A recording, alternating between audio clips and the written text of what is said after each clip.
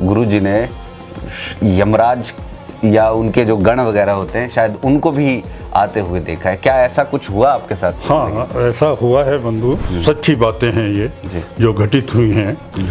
उन्होंने कहा मैं धर्मराज, ऊपर को इशारा करते हुए, और जो उनकी आंखों से एक रश्मि सी, रोशनी सी जो निकल रही थी ना, वो आज तक मैं नहीं भूल पाया। और जाते जाते उन्होंने कहा राधा स्वामी। तो गाड़ी कितनी तेज आई, क्या आई, मेरे को कुछ समझ नहीं। मेरे को तो ऐसा लगा जैसे कि मैं वहाँ बैठा हूँ और यहाँ उतरा हूँ। मैं कि चाय तो पी जाइए। तो मैं अपनी सिस्टर को कहने के लिए जैसे अंदर कमरे में गया, वो गायब। आप फ्यूचर कैसे बता देते? पर पवित्र भाव से बोली हुई बात मेरी सभी ठीक उतरती हैं, ऐसा मैंने पाया है। मैं ये मानता ही नहीं कि कोई बुरा है। तो क्या आप भूत प्रेत को मानते हैं? कि मैंने उनका अनुभव किया है। ऐसी आत्माएं जो भटकी हुई आत्माएं हैं वो होती हैं, गायत्री मंत्र से, गायत्री मंत्र के हवन से ये सब चली जाती हैं। कोई कहे मैं दुर्गा हूँ, कोई कहे मैं फलानी हूँ, कोई पिंडदान या अंतिम संस्कार नहीं हुआ हो, क्या वो प्रेत बन जाते हैं? वो उस आयु तक प्रेतात्मा के रूप में भटकते ही रहते हैं। नजरें भी होती हैं, जादू टोना भी होता है। दीपावली की रात्रि मंत्र सिद्धि के लिए बहुत उत्तम होती है। कई बार ऐसा होता है कि ध्यान कहीं और है और माला आप जप रहे हैं और मंत्र भी चल रहा है। कोई माँ भगवती या भगवान किसी के अंदर आकर बोलें कि मैं वो हूँ। हाँ, ये मैं नहीं मानता। चीज़ों को मन से भी कंट्रोल किया जा सकता है, जैसे मान लीजिए किसी चीज़ को हिलाना। बिल्कुल हो पाता है जी। ज्योतिष एक समुद्र है, इसमें जितना गोता लगाओगे उतना ही पाओगे। कोई ग्रह खराब नहीं और कोई ग्रह अच्छा नहीं। कि आपको तो 7.5 ही लग गई, फिर आप ये मान के चलिए कि वो 7-8 साल बिल्कुल बेकार ही हो जाता है, कि मेरी ज़िंदगी बेकार हो जाएगी। क्या ऐसा होता है? ऐसा घबराने की आवश्यकता नहीं होती। ईश्वर की कृपा से तो सब कुछ हो सकता है, पर इन ग्रहों का आदर वो परम ईश्वर भी देते हैं। उन्हें आपके बिल्कुल सिर के पीछे ना एक चक्कर सा दिखाई दिया। कुंडली आखिरकार क्या होती है सर? गणित ज्योतिष बिल्कुल ज्ञान के आधार पर है। माँ सरस्वती का आशीर्वाद हो तो फलित ज्योतिष 99.99% ठीक उतरता है। तो माँ भगवती सरस्वती की कृपा इसमें होनी चाहिए। बच्चे खेलने जाया करते थे और आप ध्यान में लीन हो जाया करते थे, मतलब ध्यान में बैठ जाया करते थे पेड़ के नीचे कई घंटों तक। हर क्षण को जिंदगी के हर उसको उसमें वर्णित किया जा सकता है, उसके द्वारा भविष्यवाणी की जा सकती है। कि यदि कुंडली में ही सब कुछ लिखा हुआ है तो फिर काम क्यों करना, कर्म क्यों करना? फिर तो आराम से बैठे रहो। क्या होता है प्रारब्ध और क्या इसे बदला जा सकता है? उसके पाप का घड़ा भर गया कि जो कर्मों का फल है वो अगले जन्म में मिलता है या इसी जन्म में कर्मों का फल मिलने लग जाता है। इंसान बार बार जन्म क्यों लेता है?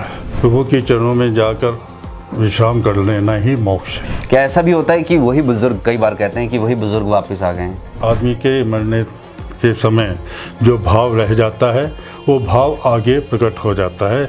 26 अक्टूबर रविवार को मंदिर परिसर रबौन में है जी, आयुर्वेदिक एवं होम्योपैथी पद्धति से जी। तो इस बारे में कुछ बताएं। आप समय समय पर इस तरीके के कार्य करते रहते हैं। मैंने यहाँ मकान बना तो लिया जी।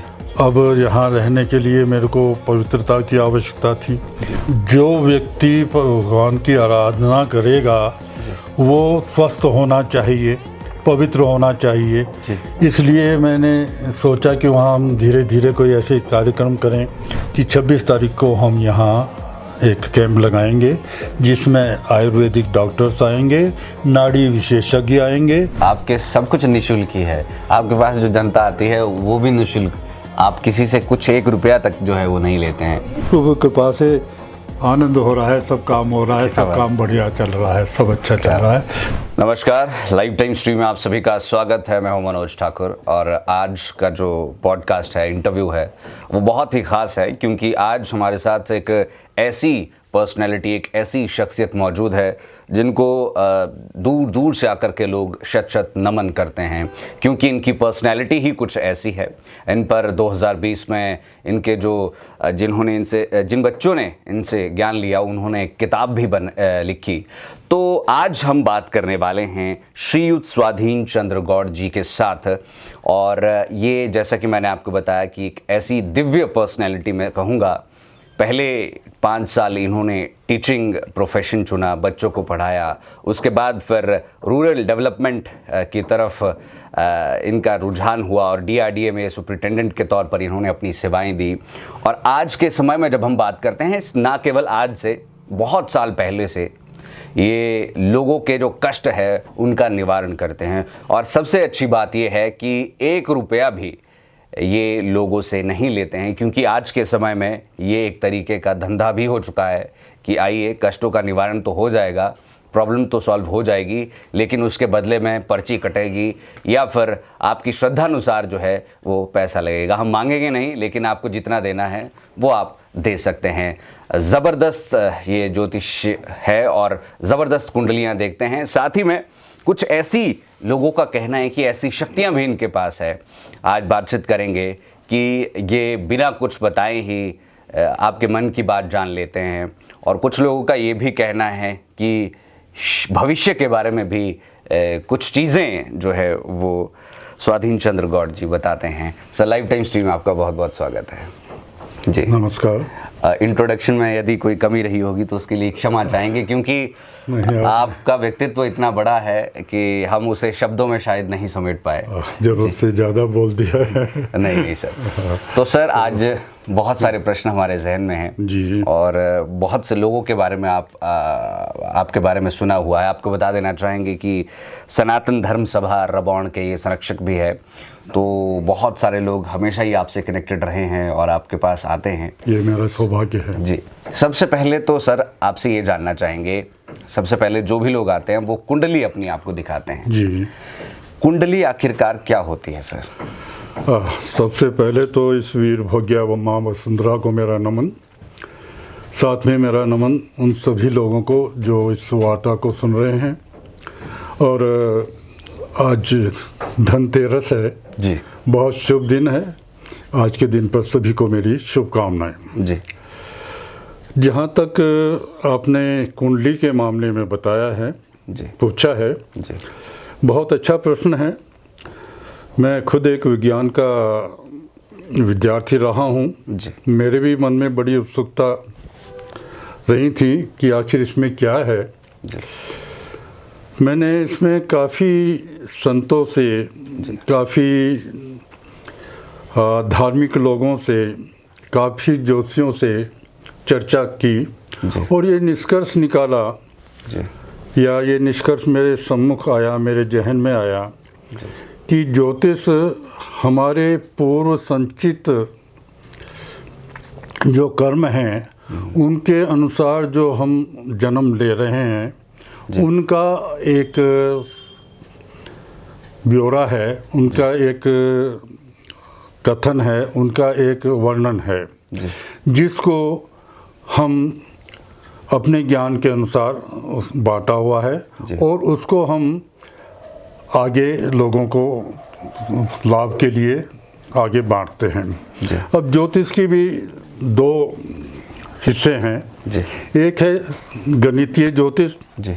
जिसमें हम ये देखते हैं कि जो जातक जी।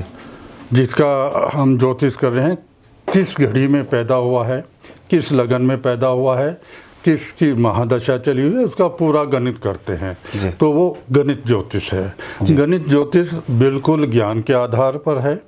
अगर इसका गणित ठीक किया जाए तो इसमें क्षण टू क्षण, पल टू पल चीज़ें ठीक ढंग से वर्णित की जा सकती हैं जी। दूसरा इसका पार्ट है फलित ज्योतिष जी। फलित ज्योतिष ग्रहों के आधार पर जो हमारे को ज्ञान दिया गया है, जो शास्त्रों में ज्ञान है, जो वर्णन है, जिसको हमने अध्ययन किया है, उसके अनुसार हम फलित ज्योतिष को बताते हैं जी। पर फलित ज्योतिष के साथ साथ अपनी आत्मा का पवित्र होना, सत्कर्म करना अच्छे कर्मों में लिप्त रहना और अपने आप को कर किसी देव या देवता का आशीर्वाद लेना बहुत ज़रूरी है। माँ सरस्वती का आशीर्वाद हो तो फलित ज्योतिष 99.99% ठीक उतरता है। तो माँ भगवती सरस्वती की कृपा इसमें होनी चाहिए, भगवान गणेश जी का आशीर्वाद होना चाहिए। और जहाँ तक मेरा सवाल है, मैंने हनुमान जी की आराधना बहुत की है, बचपन से ही की है। जब मेरी आयु 7 साल की थी तब से की है। और हनुमान जी की ही कृपा से मैं ये फलित ज्योतिष का काम करता हूँ। गणित ज्योतिष, हालांकि मैंने गणित बहुत पढ़ा है, मैं MSc गणित से हूँ। और मैंने स्फेरिकल एस्ट्रोनॉमी भी एक स्पेशल पेपर लिया था, काफ़ी ज्ञान है। पर मैं बनाने का काम नहीं करता, सिर्फ फलित ज्योतिष का काम करता हूँ। और उसमें जहाँ मन की पवित्रता है वहाँ प्रभु की कृपा भी बहुत आवश्यक है, जिसका मैं बनाए रखना की कोशिश की है। और उसी की कृपा से मैं ये आगे भविष्यवाणी करता हूँ। सर, इसमें हम और भी बहुत सारी चीज़ें जानेंगे। मैं आपकी किताब जब पढ़ रहा था तो मुझे बहुत चमत्कारिक सी बातें भी कुछ सामने आई, उस पर भी मैं बात करूँगा। लेकिन उससे पहले एक इसमें वर्णन आपके दोस्त के द्वारा किया गया है, जिन्होंने आपके साथ पढ़ाई भी की। वो कहते हैं कि आप कभी कभी जो है वो बच्चे खेलने जाया करते थे और आप ध्यान में लीन हो जाया करते थे, मतलब ध्यान में बैठ जाया करते थे पेड़ के नीचे कई घंटों तक। तो क्या बचपन से आपके साथ ऐसा होता था? हाँ, जैसा मैंने आपको अभी बताया कि मैं 7 वर्ष की अवस्था से ही भगवान हनुमान जी की आराधना करता था। और जहाँ मैंने प्रारंभिक, मेरे पिताजी अध्यापक थे, तो जहाँ मैंने प्रारंभिक शिक्षा उन्हीं के कॉलेज से की है, तो वहाँ बहुत अच्छा वातावरण था। चारों तरफ खूब पेड़ पौधे थे। और मेरे को पेड़ पौधों के नीचे बैठकर भगवान के आराधना करना, हनुमान चालीसा करना, हनुमान जी का ध्यान करना बहुत अच्छा लगता था। और कई बार तो मैं कई घंटे वहाँ बैठा खो जाता था, अपने आप को भूल जाता था, जबकि मेरे साथी और कार्य करते रहते थे और मैं उधर हो जाता था। ये प्रभु कृपा, मेरे पिताजी का आशीर्वाद, और जैसा उन्होंने मेरे को मार्गदर्शन किया उसके कारण मेरे को आदत प्रभु की आराधना की पड़ गई थी। कहीं भी चलते चलते आराधना करना, या कहीं भी जहाँ आनंद महसूस हुई, शांति महसूस हुई, वहीं बैठकर प्रभु का ध्यान कर लेना, उनकी आराधना करना मेरा एक तरीके से आदत बन गई थी। और वो बचपन से ही है। ठीक है, आपके इन किस्सों के बारे में और बातचीत करेंगे, लेकिन उससे पहले जैसे कि आपने बताया कि जो कुंडली है, क्या यदि कुंडली का सही से किसी को देखना है, कोई अच्छे से देखे जैसा कि आप भी देखते हैं, तो क्या व्यक्ति के जीवन में आगे आने वाली चीज़ें हैं वो एक चीज़ों को डिफाइन किया जा सकता है कि ऐसा होगा, ये होगा? बिल्कुल डिफाइन किया जा सकता है, अगर कुंडली का ज्ञान ठीक है और उसने आराधना कर प्रभु कृपा को भी पाया है तो हर क्षण को जिंदगी के हर उसको उसमें वर्णित किया जा सकता है, उसके द्वारा भविष्यवाणी की जा सकती है। सर, ये तो आध्यात्मिक जो लोग होंगे या जो ईश्वर में या इन सब चीज़ों में विश्वास रखते हैं वो तो कहते हैं ठीक है, लेकिन कुछ लोग ये भी कहते हैं कि यदि कुंडली में ये सब कुछ लिखा हुआ है तो फिर काम क्यों करना, कर्म क्यों करना, फिर तो आराम से बैठे रहो, कुंडली में लिखा है कि ऐसा होगा तो वैसा ही हो जाएगा। मेरे भाई, कुंडली में ये भी लिखा होता है कि आप कर्म करें, और उस कर्म की और हमारे जो ग्रह हमारे पर उस वक्त चले होते हैं ना, वही प्रेरित करते हैं, वही कर्म कराते हैं। और क्योंकि ये संसार जो है कर्म क्षेत्र है, इसलिए आकर कर्म करना बहुत आवश्यक है।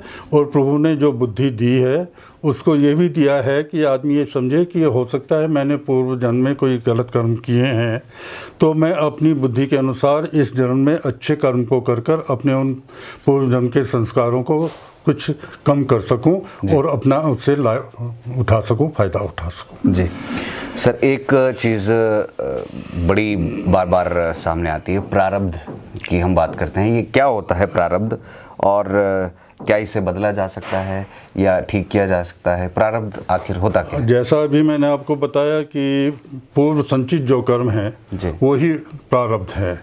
अगर हमने अच्छे कर्म किए हैं तो आगे हम उसका अच्छा भुगतान लेंगे। अगर हमारे कर्म बुरे हैं तो आगे हमें उसका भुगतान गलत होगा। पर मनुष्य जीवन में प्रभु ने मनुष्य को एक ही चीज़ एक्स्ट्रा दी है पशु से, वो बुद्धि।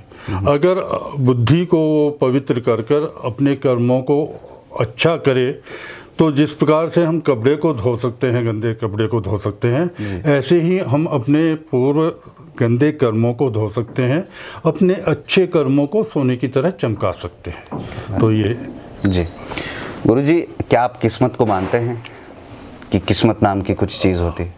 हाँ जी, इसमें दो राय नहीं, किस्मत नाम की चीज़ होती है और किस्मत का अभिलेखा हमारे साथ लिखा होता है। उसके अनुसार हमारे समस्त कर्म होते हैं और उसी के अनुसार हमारा जीवन चलता है। उससे परे हम कहीं नहीं जा सकते। तो हम ये नहीं कह सकते कि किस्मत नहीं है। पर पुनः मैं वो कहूँगा कि आदमी के अंदर जो कर्म करने की कर्मण्यता है, शक्ति है, उससे वो अपने, जिस प्रकार हम एक सोने को पवित्र कर सकते हैं आग में डालकर, वैसे ही हम अपने अच्छे कर्म कर कर किस्मत में उतार चढ़ाव कर सकते हैं, उसमें बढ़ोतरी कर सकते हैं, उसको अच्छा बना सकते हैं। जी गुरुजी, आज जो मैं प्रश्न आपसे पूछ रहा हूँ वो मेरे जहन में भी बार बार आते हैं और मुझे लगता है कि आम इंसान जो होता है शायद उसके मन में भी ये प्रश्न आते होंगे। कई दफ़े घर में भी जो है वो बात होती है कि उसके पाप का घड़ा भर गया और ऐसा हो गया, वैसा हो गया। तो गुरुजी, आपसे ये जानना चाहेंगे कि जो कर्मों का फल है वो अगले जन्म में मिलता है या इसी जन्म में कर्मों का फल मिलने लग जाता है? क्योंकि कई बार ऐसा भी देखा गया है कि ये बड़ा अच्छा प्रश्न है बंधु आपका जी। कर्म क्योंकि हमारी निरंतर क्रिया है जी, और जीवन कितना लंबा है उसके ऊपर है। कई कर्मों का फल हमें तुरंत मिल जाता है, कई कर्मों का हमें फल अगले जीवन में भी भुगतना पड़ता है। तो ये शरीर, ये कर्म से परे नहीं हो सकती, चाहे वो ये जीवन है चाहे वो अगला जीवन है।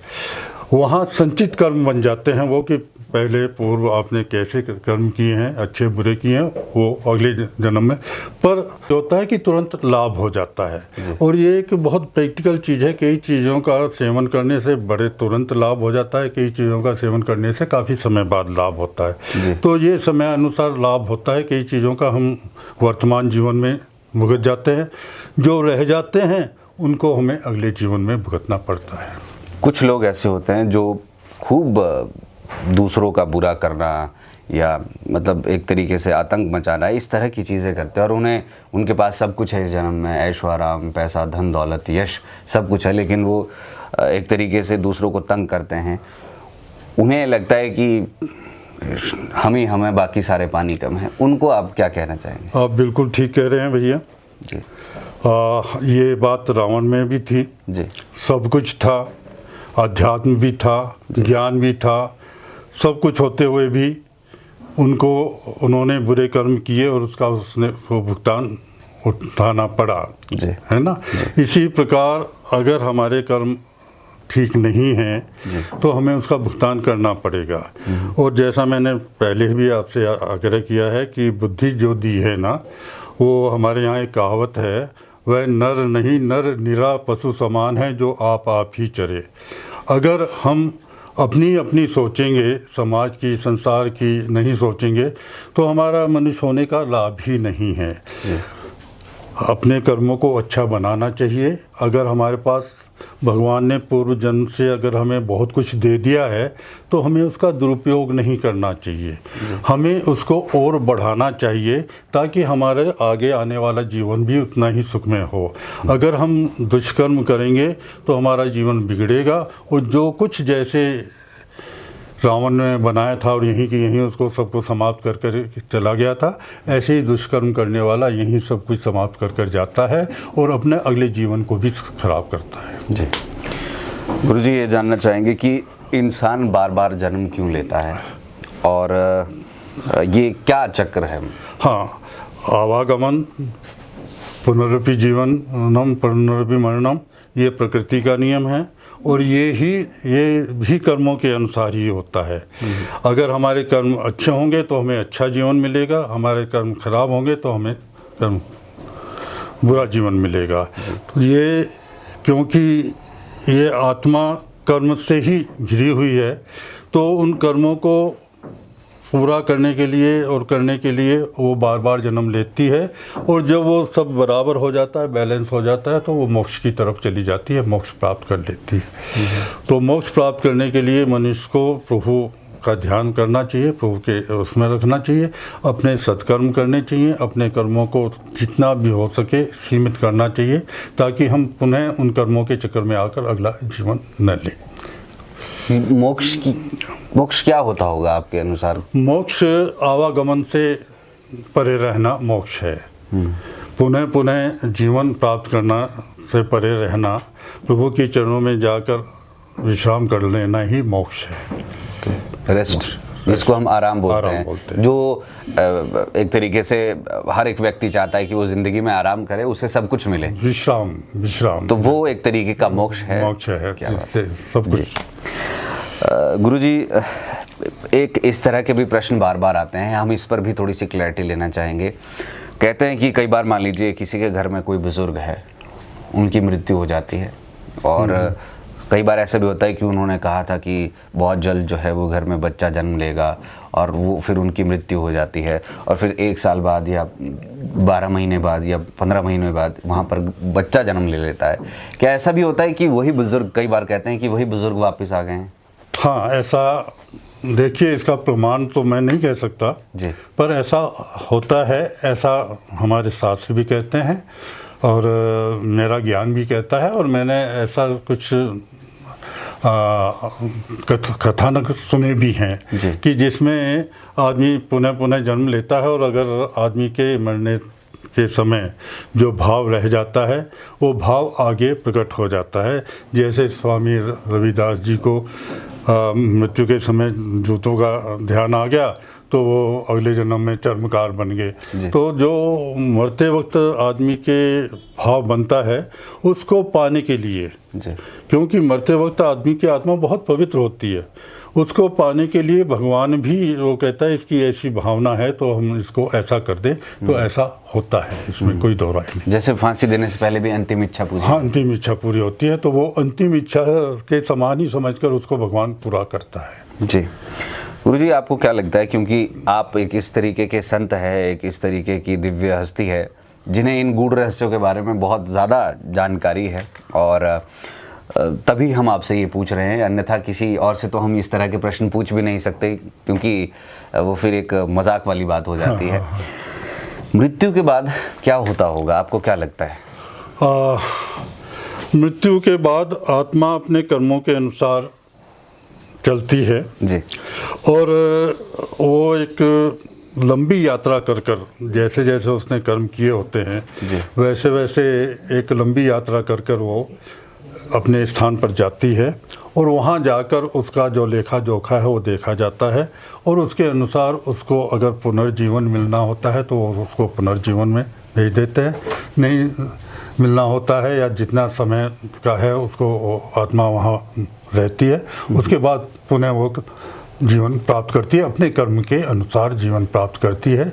चाहे उसका कर्म बहुत अच्छा होगा तो मनुष्य जीवन पुनः मिलेगा, अगर कर्म खराब होगा तो पशु समान जीवन उसको मिलेगा, ऐसा बताते हैं। गुरुजी, अब मुझे नहीं पता ये कितना सही है कितना नहीं है, लेकिन जब हम आपसे पहली मर्तबा मिले, उसके बाद हमने बहुत सी जगहों पर आपके बारे में बातचीत करना चाहिए, तो कुछ लोगों ने ये कहा कि गुरुजी ने यमराज या उनके जो गण वगैरह होते हैं शायद उनको भी आते हुए देखा है। क्या ऐसा कुछ हुआ आपके साथ? हाँ, ऐसा हुआ है बंधु जी, और एक बार नहीं कई बार ऐसी कहानियाँ आई हैं जी, मेरे जीवन में, सच्ची बातें हैं ये जी, जो घटित हुई हैं। मैं अपने घर में अपनी माँ की सबसे छोटी संतान हूँ जी, और मेरे को माँ का बहुत प्यार था। यहीं की बात है, सोलन की जी। तो जब वृद्धावस्था आई उनकी, तो वो बहुत ये कहा करती थी कि अगर मेरे को यमराज लेने भी आएगा तो मैं उसको कहूँगी कि पहले उसको खबर कर। अच्छा। और एग्जैक्टली ऐसा हुआ वो मथुरा में थी, जहाँ मेरा नेटिव टाउन है, जी। और मैं यहाँ सोलन में था। माता जी की जब मृत्यु हुई तो प्रातः ही 3:45 बजे जी। मेरा यहाँ घंटी बजती है। मेरे पास एक डॉगी था, वो भौंकता है। मैं बाहर निकलता हूँ, एक सज्जन को बड़े ही अवस्था में देखा और मैंने उनसे बात करनी चाहिए तो उन्होंने दूर हट गए मेरे से थोड़ा, और मेरे से उन्होंने पूछा कि आपका नाम क्या ये है? मेरे को घर में गोपाल बोलते हैं जी। तो उन्होंने नारायण शब्द या कुछ ऐसा शब्द बोला जी। तो मैंने कहा नहीं, मैं नहीं हूँ। तो मैंने कहा आप कौन हैं? तो उन्होंने कहा, चुप्पी साध ली। 2-4 बार पूछने के बाद उन्होंने कहा मैं धर्मराज, ऊपर को इशारा करते हुए। मैं समझा नहीं जी। तो मैंने कहा, समझा कि धर्मराज हमारे यहाँ एक मिस्त्री हैं पास में ही, जी। उनका पूछ रहे होंगे। जी। मैंने बताया कि 4-5 मकान छोड़कर हैं, जी। तो आप वहाँ चले जाइएगा। जी। तो और मैंने ऐसे उनको हाथ रखना चाहा कि आप वहाँ चले जाइए, तो उन्होंने फिर से जंप, अजीब सा। और वो जिस ढंग से देख रहे थे ना ऊपर से नीचे तक मेरे को, और जो उनकी आंखों से एक रश्मि सी, रोशनी सी जो निकल रही थी ना, वो आज तक मैं नहीं भूल पाया। ये बात करीब 30 साल पहले की है, 25 साल पहले की है। तो मेरा हाथ नहीं रखने पाया, तो मैंने कहा महाराज जाओ, मेरे को क्यों परेशान करना, मैंने ऑफिस में जाना है। तो वो गए और जाते जाते उन्होंने कहा राधा स्वामी। अब मैं इन सब मतलबों का नहीं समझा। जैसे ही मैं ऑफिस पहुंचा, मेरे को फ़ोन आया माता जी के निधन का, तब मेरे अंदर ये सब भावनाएं पैदा होती रहीं कि अरे उन्होंने कहा, मेरे को गोपाल कहते हैं, उन्होंने नारायण कहकर पुकारा, धर्मराज, और उन्होंने इशारा किया कि मैं वो धर्मराज, मैं नहीं समझ पाया। बाद में याद आया। बाद में ध्यान आया। उन्होंने राधा स्वामी यानी कि आत्मा परमात्मा में मिल गई। ये सब अर्थ मैं बाद में समझ पाया। और इसके साथ एक और बड़ी विचित्र घटना सी हुई कि मैं जिस गाड़ी से जा रहा था, शिमला जाना पड़ रहा था उस रोज़ मेरे को, तो उस गाड़ी से मैं कई बार लोगों को लिफ्ट दे देता था, जाने आने वाले होते थे। तो मेरे को कुछ अजीब सी भाव पैदा हो रहा था कि, तो मैंने किसी को उस रोज़ लिफ्ट नहीं दी। और जब दफ्तर पहुंच गया तो जब वहाँ से वापस आया माता जी का सुनने के बाद शिमला से, तो गाड़ी कितनी तेज़ आई, क्या आई, मेरे को कुछ समझ नहीं। मेरे को तो ऐसा लगा जैसे कि मैं वहाँ बैठा हूँ और यहाँ उतरा हूँ। तो ये सब घटनाएं जीवन में ऐसी, और एक बार नहीं होना, कई बार ऐसी घटनाएं घटी हैं। एक बार मैं अपने भांजे की शादी में शिमला जा रहा था, मेरे को बुखार आ गया। यहाँ ऑफिस का कार्य निपटा कर जाना पड़ा, रात्रि का हो गया, बर्फ़ पड़ी हुई थी, फरवरी का महीना था। मेरी हालत ख़राब थी और संजोली, तो वो बस वाला संजोली ले तो गया पर बर्फ़ के कारण नहीं चढ़ पाई, तो संजोली से करीब 1 किलोमीटर पहले वो गाड़ी रुक गई। तो मैं, सामान था मेरे साथ, अकेला मैं वहाँ था। तो वो कहने लगा ड्राइवर कि अब तो जी आपको पैदल ही जाना पड़ेगा। मैंने जहाँ तक कोशिश कर सकी किया। तो मैं उतरता जाऊँ और ये सोचता जाऊँ कि ऐसी स्थिति में भगवान आकर सहायता करते हैं।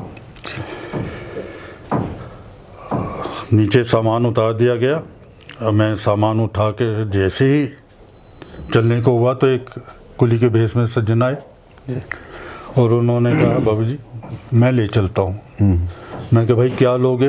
अरे मैं जा तो रहा हूँ, मैं ले चलता हूँ।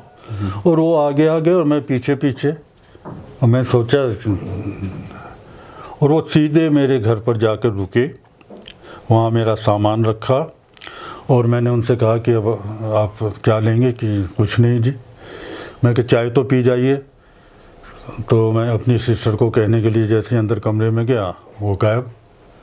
और उनका गाए हुए मेरे अंदर से एकदम भाव पैदा हुआ कि ये कोई परम शक्ति आई जो मेरे अंदर से अंतःकरण से पुकार आई है उसके उसमें। और वहाँ जितने बच्चे बैठे हुए थे सबको मैंने भेजा कि कहाँ है उनको लाओ, कहाँ है उनको, मैं चीख पड़ा है ना, पर वो कहाँ मिलते हैं। तो ऐसी घटनाएं भैया जीवन में होती हैं। उन घटनाओं मेरे साथ हुई हैं, बहुत ऐसी घटनाएं हुई हैं जिनके आधार पर मैं ये कह सकता हूँ कि वो परम शक्ति संसार को चलाए हुए है, उन्हीं के द्वारा ये संसार चला हुआ है और संसार चलता रहेगा। अगर पवित्र हृदय से, जैसे दुखित और पवित्र हृदय से मैंने उनको याद किया और वो कुली के रूप में आए, ऐसे ही अगर पवित्र हृदय से उनको याद किया जाए तो वो अवश्य आते हैं। ये मेरा परम विश्वास है। क्या बात है गुरुजी। आपकी किताब जब मैं पढ़ रहा था तो उसमें कुछ ऐसे भी जो है वो मेरे सामने इंसिडेंट सामने आए जिसमें उन्होंने कहा है, जिन्होंने अपने विचार साझा किए हैं कि गुरुजी ने भविष्य के बारे में बता दिया कि मेरी जॉब नोएडा चाहता था लेकिन वो हैदराबाद के लिए ऑर्डर्स हो गए, फिर आपने सुबह कह दिया कि नोएडा ही होगा चाहे जो मर्जी हो जाए। ये इस तरह की कुछ चीज़ें, या आपने किसी के बच्चे के जन्म के बारे में पहले ही डेट बता दी होगी, तो ये आप फ्यूचर कैसे बता देते हैं? भाई मेरे ये प्रभु कृपा जी, मैंने जैसे पहले बताया, फलित ज्योतिष के लिए प्रभु की कृपा होना बहुत आवश्यक है जी। और जैसे मैंने बताया, मैंने हनुमान जी की बहुत आराधना की है।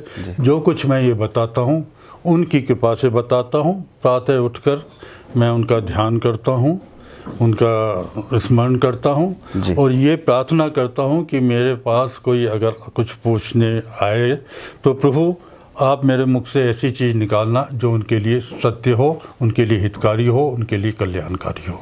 ये मेरी प्रार्थना होती है और उसी के आधार पर वो होता है।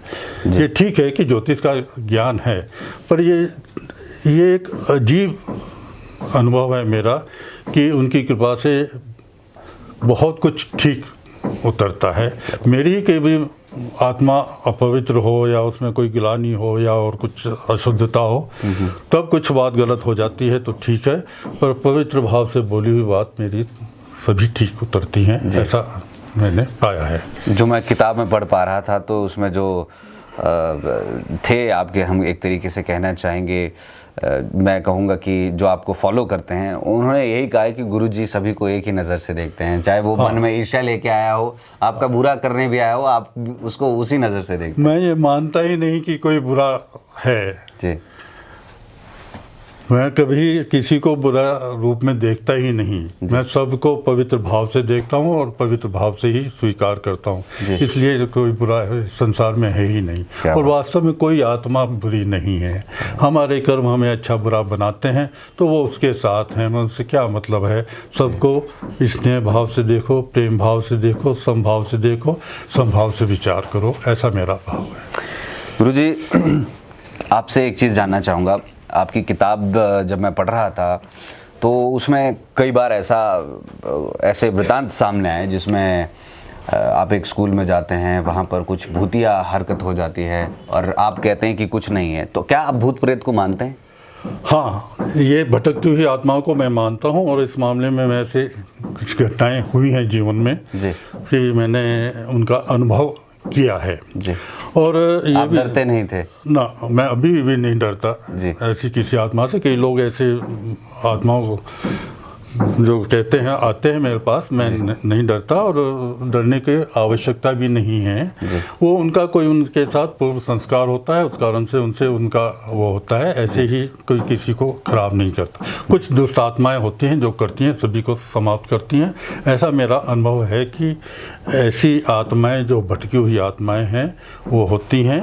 और अगर इन आत्माओं का हम देखें तो मेरे जीवन में दो तीन ऐसी घटनाएं हुई हैं कि जहां मेरे को ऐसा अनुभव हुआ कि ऐसी कोई शक्तियां हैं। और प्रभु स्मरण से या मैं तो एक बहुत छोटी सी चीज़ जानता हूं, गायत्री मंत्र। गायत्री मंत्र से, गायत्री मंत्र के हवन से ये सब चली जाती हैं।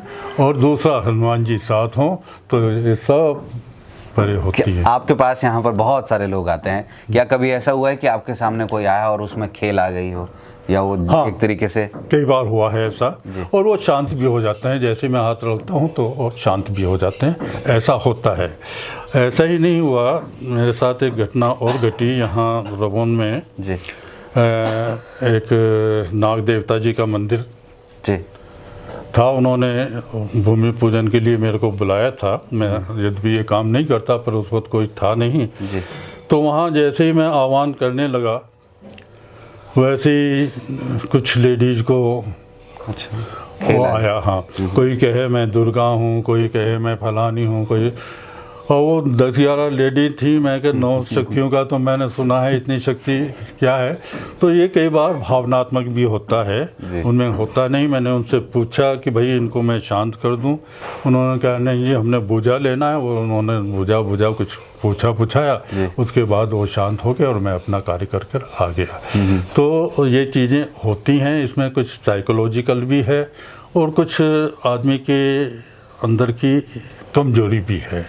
हाँ, मैं ये कम समझता हूँ कि कोई आत्मा प्रवेश करके ज़्यादा वो करती हो, बड़ा रेयर ऐसा होता है। हाँ जी।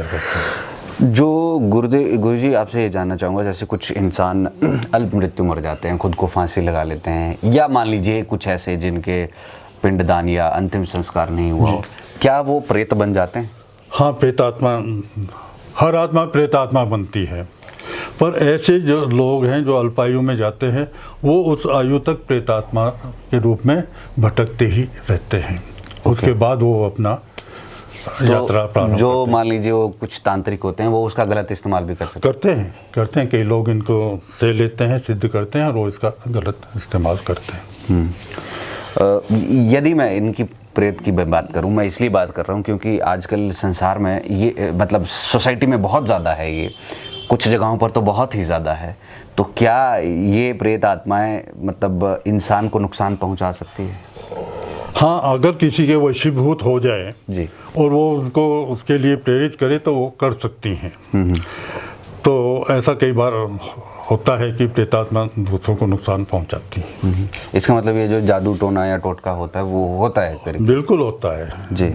नजरें भी होती हैं, जादू टोना भी होता है, ये भी। पर इन सब में अगर इनका निवारण चाहते हैं तो मंत्र सिद्धि करना बहुत ज़रूरी होता है। मंत्र सिद्धियों से ये परे हो जाते हैं, इनका कोई वो नहीं।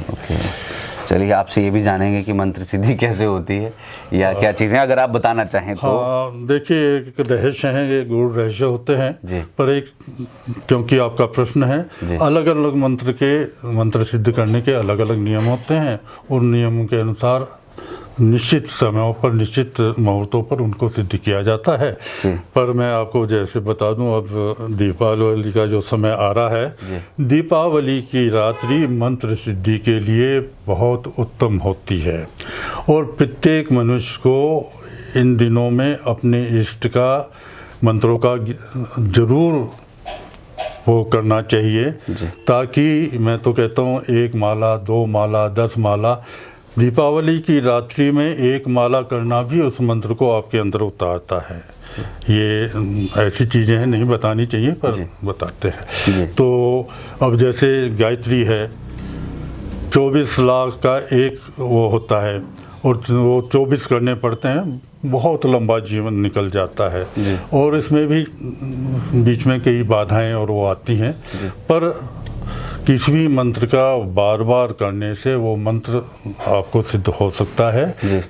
शुभ मुहूर्त में, शुद्ध मुहूर्त में उसका करने से बहुत लाभ होता है और वो आपके साथ हमेशा बना रहता है। बाद में आप थोड़ा करते रहिएगा तो वो आपको उतनी जागृत अवस्था में रहेगा। गुरुजी, एक वैसी उत्सुकता जाग रही है अंदर से कि मान लीजिए आप किसी मंत्र का बार बार उच्चारण कर रहे हैं, माला लेकर कर रहे हैं, कई बार ऐसा होता है कि ध्यान कहीं और है और माला आप जप रहे हैं और मंत्र भी चल रहा है, तो क्या तब भी उसका फायदा होता है या फिर आपका ध्यान भी वहीं पर होना चाहिए? नहीं, कायदे से तो ध्यान वहीं होना चाहिए जी। और जैसा आपने कहा कि मंत्र चल रहा होता है जी। जब आप ध्यान से कुछ दिन को उस मंत्र को करेंगे तो वो स्थिति बन जाती है कि वो मंत्र चलता रहता है। अगर ऐसी स्थिति हो जाए तो ध्यान भटकना तो कभी नहीं चाहिए जी। पर वो मंत्र आपका चलता रहेगा, टूटेगा नहीं, ये सही बात है जी। एक और चीज़ आपसे जानना चाहेंगे। चाय ले लीजिए। कई बार बिल्कुल चाय भी, चाय दे दीजिए, पॉडकास्ट में बीच में चाय भी चलती रहेगी। सर एक चीज़ जानना चाहेंगे, दे दीजिए, थैंक यू, बहुत बहुत शुक्रिया। चीज़ ये जानना चाहेंगे कि कुछ जगहों पर ऐसा देखा गया है कि मुझ में काली मैया आ गई या मुझ में शिव भगवान अंदर आ गए और जीभ लंबी सी निकाल देते हैं, तो वो क्या है? वो परम रूप है या उनके गण है या कुछ और है? क्योंकि सबकी अलग अलग स्टेटमेंट नहीं प्रभु, इस मामले में मेरा भी स्टेटमेंट अलग है जी। शिव भगवान हुए या माँ भगवती हुई, इतनी छोटी चीज़ नहीं किसी के अंदर आकर करें, उनका प्रकाश उनके अंदर आ सकता है। ये जो आदमी के अंदर एक्शन होते हैं ना, वो उसके अंतःकरण की भावना होती है, उसको भी नहीं पता होता है, पर वो उसके अंतःकरण की भावना होती है और वो उसके अनुसार वर्क करता है। पर कोई माँ भगवती या भगवान किसी के अंदर आकर बोलें ये मैं वो हूँ, हाँ, ये मैं नहीं मानता जी, ये नहीं मानता। उनकी शक्ति, उनका प्रकाश जो है, उनके द्वारा आशीर्वाद जो है, वो काम जरूर करता है, और वो काम करता है पवित्र काम। ऐसा काम नहीं करेगा कि किसी का नुकसान करे। जैसे लोग कहते हैं किसी ने देवी लगा दीजिए, किसी ने फलाना, कोई देवी देवता किसी का नुकसान नहीं करता, नाम ही देने वाला है तो किसी का नुकसान कैसे करेगा? तो कोई देवी देवता किसी का नुकसान नहीं करता, ये दुरुपयोग है ये। हाँ, तो ये हमारे प्रथाएं कुछ चली हुई हैं, उनको मानते आए हैं, उसके अनुसार वो काम करते हैं, पर ऐसा मैं नहीं मानता कि जो सच में देवी देवता है वो किसी का पूरा नहीं करते। वो फिर कुछ ऐसी चीज़ें हो सकती है, एंटिटीज जो सिद्ध की हुई हो या कुछ, हाँ, वो सिद्ध की हुई चीज़ें कई बार काम आ जाती हैं और वो और कर सकते हैं। गुरुजी एक प्रश्न और मेरे जहन में है तो बहुत सारे, मतलब आप भंडार है आगे, तो हम कोशिश कर रहे हैं जो भी मेरे को आता है मैं। कुछ लोग कहते हैं कि, मतलब कुछ ही लोग कहते हैं ये कि चीज़ों को मन से भी कंट्रोल किया जा सकता है। जैसे मान लीजिए किसी चीज़ को हिलाना, क्या ऐसा पॉसिबल हो पाता है? बिल्कुल हो पाता है जी। ये मनस शक्ति है, मनस शक्ति को केंद्रित करके किसी भी चीज़ को मूव किया जा सकता है, ऐसा किया जा सकता है। और जैसे व्यक्ति हवा में उड़ रहा हो या उस तरह की चीज़ें कुछ? हाँ हाँ जी, होती हैं जी। ये कई संतों ने ऐसी कई सिद्धियाँ की होती हैं जिनको हम, कई लोग सिर्फ हवा खाकर ही जिंदा रहते हैं, कई लोग पवन के वेग में चलते हैं, कुछ ऐसे उदाहरण देखने को। अब सर थोड़ा कुंडली की तरफ आते हैं गुरुजी। कुंडली की जब हम बात करते हैं तो कुछ चीज़ें बड़ी ऐसी कॉमन नज़र आती है। कई बार ऐसा होता है कि आप अंडा नहीं खा सकते, आप मांस मच्छी नहीं खा सकते, इस तरह। तो इस तरह की भी कुछ चीज़ें होती है या ग्रह मना करते हैं या कुछ ऐसा होता है? नहीं, ग्रह भी मना करते हैं। और देखिए, आप अगर कहीं अपने गुरु के स्थान पर जाते हैं जी, तो आप पवित्र होकर जाते हैं जी, ताकि आपको वहाँ से कुछ प्राप्ति हो सके। ये जो मदिरा है, मीट है, अंडे हैं, ये चीज़ें तामसिक होती हैं, अंदर उद्वेलित होती हैं, भावनाओं को अपवित्रता करती हैं। उनको बचने के लिए इन चीज़ों को कहा गया है। अगर आप अपवित्र होंगे तो किसी चीज़ को ग्रहण ही नहीं कर सकते। अगर आप पवित्र हैं तो उस चीज़ को ग्रहण करने की क्षमता बनती है। तो जितना आदमी पवित्र होगा, जितना आदमी शुद्धात्मा होगा, जितना आदमी सात्विक होगा, उतना ऐसी चीज़ों को वो प्राप्त करेगा, अपने अंदर उतारेगा, इसलिए कहा जाता है। दूसरे कई ग्रह ऐसे हैं, जैसे बृहस्पति है। अब बृहस्पति देवताओं के गुरु हैं।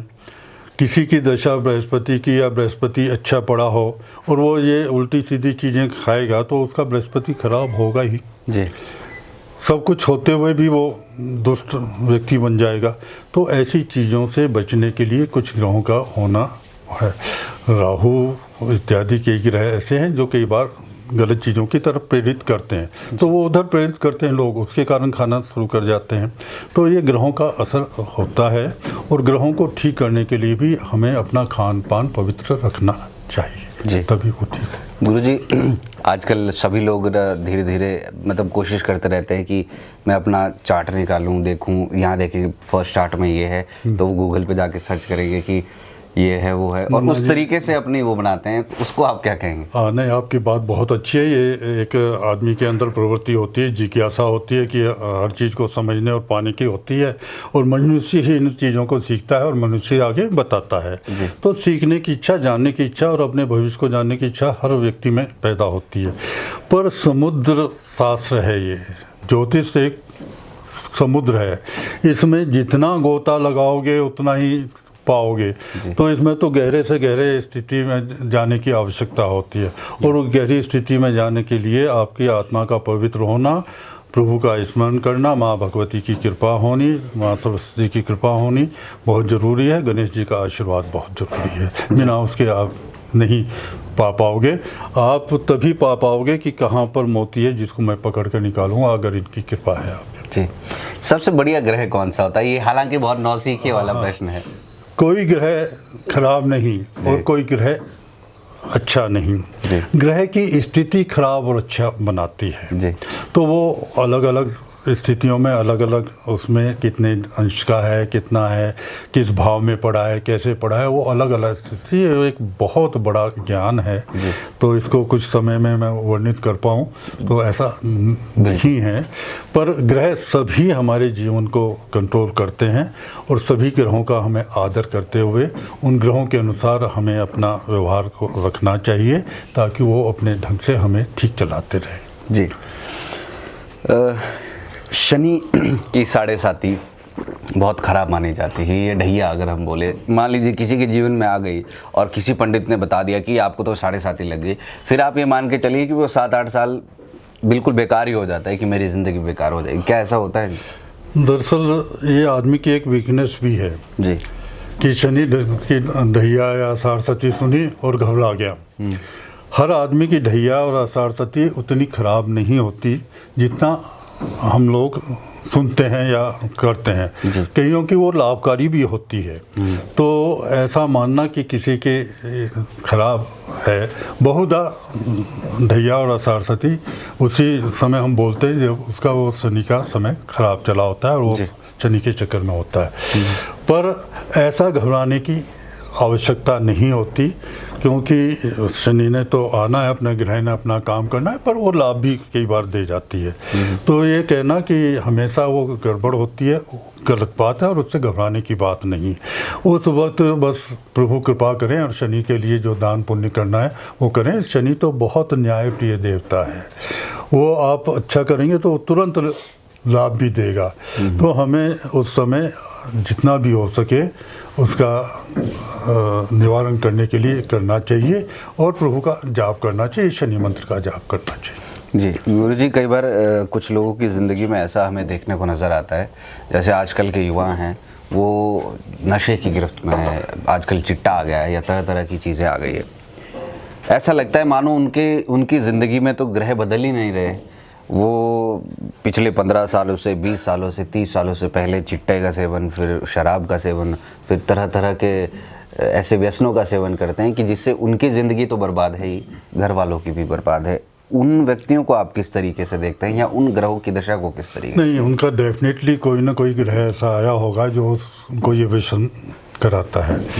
और हमारे शरीर में एक गुण होता है कि अगर हम किसी व्यसन के अधीन हो जाते हैं जी, तो हम उसके अधीन हो जाते हैं, उससे परे होना नहीं। उससे परे होने का भी एक ही भाव है, दिमाग हमारा स्ट्रोंग बने और हम हमारे उस वक्त जो ग्रह चल रहे हैं उनका हम निवारण कर सकें। पर उसके लिए हमारा दृढ़ प्रतिज्ञ होना बहुत ज़रूरी है, हमारा अंदर दृढ़ भावना आना बहुत ज़रूरी है। तो ये तो एक आदतन चीज़ है, आदत बन जाती है, किसी ग्रह के कारण आदत बन जाती है और वो फिर हमेशा हो जाती है, आदमी उसका आदी हो जाता है, आदमी की वो एक कमजोरी बन जाती है। और ऐसा कहीं ना कहीं किसी ग्रह के कारण उसके जीवन में होना लिखा होता है, तो होता है। क्या ईश्वरीय कृपा से ग्रहों की चाल को बदला जा सकता है या उसके प्रभाव को बदला जा सकता है? ईश्वर की कृपा से तो सब कुछ हो सकता है जी। जा की कृपा पंगु गिरे लंगे, अंधे को सब कुछ दर्शाई। ईश्वर की कृपा से तो सब कुछ हो सकता है, पर इन ग्रहों का आदर वो परम ईश्वर भी देते हैं जी। वो स्वयं आए तो वो इन ग्रहों के चक्कर में रहे और उनका मान रखा। जी।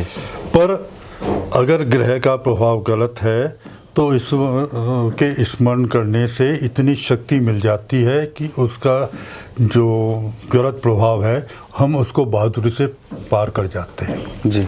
तो ईश्वर की कृपा होना बहुत ज़रूरी है, ईश्वर का स्मरण करना बहुत ज़रूरी होता है और उसके लिए जो भी हमारा निवारण करना है वो बहुत ज़रूरी होता है, उसको करना चाहिए।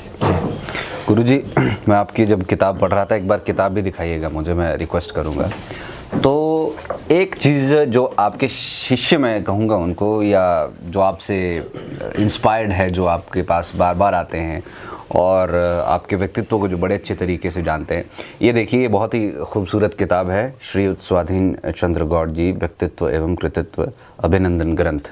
तो इस किताब में बड़े बड़े जितने भी सज्जन हैं उन लोगों ने जो है वो अपने अपने एक्सपीरियंसेस साझा किए हैं कि क्या क्या एक्सपीरियंस है। तो इसमें मैं देख रहा था एक चीज़, एक व्यक्ति कह रहे थे कि आपके पास वो बैठे हुए थे, उन्हें आपके बिल्कुल सिर के पीछे ना एक चक्कर सा दिखाई दिया। तो ये क्या है, ज़रा इसके बारे में बताएं। मुन्ना, मैं इस मामले में कुछ नहीं बोल सकता भाई मेरे। जी। बहुत से लोग ऐसा बोलते हैं, उनको कुछ अनुभव होता होगा, कई लोगों ने कई बार ऐसी बातें बोली हैं और उन्होंने इसमें लिखी हैं। जी। पर मैं ऐसा कुछ नहीं कह सकता कि कोई ऐसी चीज़ है। हाँ, जो मैं कह सकता हूँ वो ये कह सकता हूँ, मेरा मन पवित्र है। जी। मैं हमेशा पवित्र भावना से रहता हूँ, जन कल्याण की भावना से ओतप्रोत हूँ, एक साधारण जीवन का अनुयायी हूँ और 24 घंटे अपनी प्रत्येक सांस में प्रभु स्मरण करता रहता हूँ। बस मैं ये कह सकता हूँ। अंत में मैं 2-4 बातें आपसे करना चाहूँगा। आप समय समय पर स्वास्थ्य शिविर लगाते रहते हैं और एक अभी भी है जो मैं देख पा रहा था, एक बार दिखाइएगा, जो मैं अभी देख पा रहा था, जिसमें निःशुल्क लोगों को दवाइयाँ दी जाती और सारी चीज़ें हैं। मेरा ध्यान एकदम से इस पर गया। ये कार्यक्रम 26 अक्टूबर को किया जा रहा है सुबह 9 बजे से। जी। और ये यहाँ पर 26 अक्टूबर रविवार को मंदिर परिसर रबौण में है जी, आयुर्वेदिक एवं होम्योपैथी पद्धति से जी। तो इस बारे में कुछ बताएं। आप समय समय पर इस तरीके के कार्य करते रहते हैं। हाँ, ऐसा है। मैं जब यहाँ आया रबौन में, थोड़ा लंबी बात हो जाएगी, क्षमा चाहूँगा। नहीं, बिल्कुल। तो यहाँ का वातावरण बड़ा गड़बड़ सा था। लोग शराब के नशे में रहना, झगड़ा करना, ये करना वो करना। तो मैंने यहाँ मकान बना तो लिया जी। अब यहाँ रहने के लिए मेरे को पवित्रता की आवश्यकता थी। मेरे मन में भावना पैदा हुई कि कुछ ऐसा किया जाए। तो मैंने यहाँ धीरे धीरे, जिस कमरे में आप बैठे हैं इसी कमरे में सबसे पहले मैंने जन्माष्टमी की, लोगों को इकट्ठा करके, तब आबादी भी बहुत कम थी जी। धीरे धीरे लोगों को इकट्ठा किया, सुंदरकांड का पाठ हर घर में करना शुरू किया, उनको अपनी भावना बतलाई, उनको प्रभु के मामले में जो मेरे को ज्ञान था वो देना शुरू किया। फिर भाव पैदा हुआ कि हम एक सोसाइटी ऐसी बना लें। कुछ लोग मिल गए, उन्होंने सनातन धर्म सोसाइटी बना ली। धीरे धीरे हमने एक मंदिर का यहाँ स्थापना कर ली। अब मंदिर का मतलब भगवान की आराधना तो है, पर जो व्यक्ति भगवान की आराधना करेगा वो स्वस्थ होना चाहिए, पवित्र होना चाहिए। इसलिए मैंने सोचा कि वहाँ हम धीरे धीरे कोई ऐसे कार्यक्रम करें। तो उस भावना से हम वहाँ कभी कोई कैंप लगवाते हैं, मेडिकल कैंप लगवाते हैं, कभी किसी शिक्षा का करते हैं, कभी कविताओं का करते हैं। हमारे मंदिर में हर त्यौहार मनाए जाते हैं, छोटे से लेकर बड़े तक, जैसा भी होता है, जो भी कुछ होता है। और उसी भावना में मेरे एक मित्र हैं भारद्वाज जी, वो उनसे ऐसे ही एक रोज़ भाव पैदा हुआ कि मैंने यहाँ मेडिकल कैंप लगाना है, वो आयुर्वेद से संबंधित हैं। उन्होंने ये भाव पैदा किया कि आप चाहते हैं, आपका बड़ा अच्छा भाव है, तो मैं आपकी सहायता करने को तैयार हूँ। उन्होंने अपने रिसोर्सेज को प्रैक्टिकल रूप दिया और उन्होंने कहा कि क्यों ना हम मिलकर एक अच्छा यहाँ मेडिकल कैंप लगाएं जिसमें हम मुफ्त दवाइयाँ दें। तो उस दृष्टि से 26 तारीख को हमने ये निर्णय लिया कि 26 तारीख को हम यहाँ एक कैंप लगाएंगे जिसमें आयुर्वेदिक डॉक्टर्स आएंगे, नाड़ी विशेषज्ञ आएंगे, होम्योपैथी के लोग आएंगे, नेचुरोपैथी के लोग आएंगे, योगा के लोग आएंगे। जो सब तरह का जिस ढंग का जो व्यक्ति का भाव होगा वो व्यक्ति का वैसे संपर्क कर उसको लाभ पहुंचाने का क्रिया हम करेंगे। तो उसके लिए हमने ये 26 तारीख को प्रेस क्लब के साथ मिलकर ये एक कैंप रखा है, जिसमें हम सभी लोगों से आग्रह करता हूं मैं कि अधिक से अधिक लोग आकर उसमें फ़ायदा उठाएं। प्रत्येक लोग को उसके डॉक्टरों के द्वारा बताई गई मिलेगी, कोई पैसा नहीं लगेगा। उनको खाने पीने का भी हमने प्रबंध किया है ताकि उनको आने में समय लग जाए तो कोई तंगी ना हो, ऐसा हमने प्रबंध किया है और ऐसा हम संस्था में करते रहते हैं। अभी गोवर्धन पूजा भी आ रही है 22 तारीख को, उस रोज़ भी हमने पूजा रखी हुई है और अन्नकूट का भंडारा रखा है। ऐसे हम हर त्यौहार को करते रहते हैं। गुरुजी, एक चीज़, अभी निःशुल्क हम स्वास्थ्य शिविर की बात कर रहे थे, आपके सब कुछ निःशुल्क ही है, आपके पास जो जनता आती है वो भी निःशुल्क, आप किसी से कुछ 1 रुपया तक जो है वो नहीं लेते हैं। और तो मतलब कई बार आपको नहीं लगता कि मुश्किल हो जाती है चीज़ें, जैसे मंदिर भी है इतना बड़ा, वहाँ पर आप भागवत कथाएं भी करते रहते हैं, तो कैसे सारी चीज़ें मैनेज होती? हाँ, आपने बड़ा अच्छा प्रश्न किया है। मैंने इस मंदिर में 18 पुराण करा लिए, उपपुराण करा लिए, राम कथा करा ली, पर मैं कुछ नहीं कराने वाला। जैसे भारद्वाज जी का मैंने अभी आपको जिक्र किया, ऐसे ही भक्त आते हैं, उनकी भावना पैदा होती है, वो करते हैं और सब मिलकर अपनी तरफ से योगदान कर देते हैं। हमारे यहाँ ऐसा कुछ नहीं है कि हम किसी से मांगें जाएं करें, जिसका जैसी भावना होती है वैसे देकर सभी के सहयोग से वो कार्य होता है। प्रभु कृपा से आनंद हो रहा है, सब काम हो रहा है, सब काम बढ़िया चल रहा है, सब अच्छा चल रहा है, सभी लोग बड़े आनंदित होते हैं, लाभ उठाते हैं।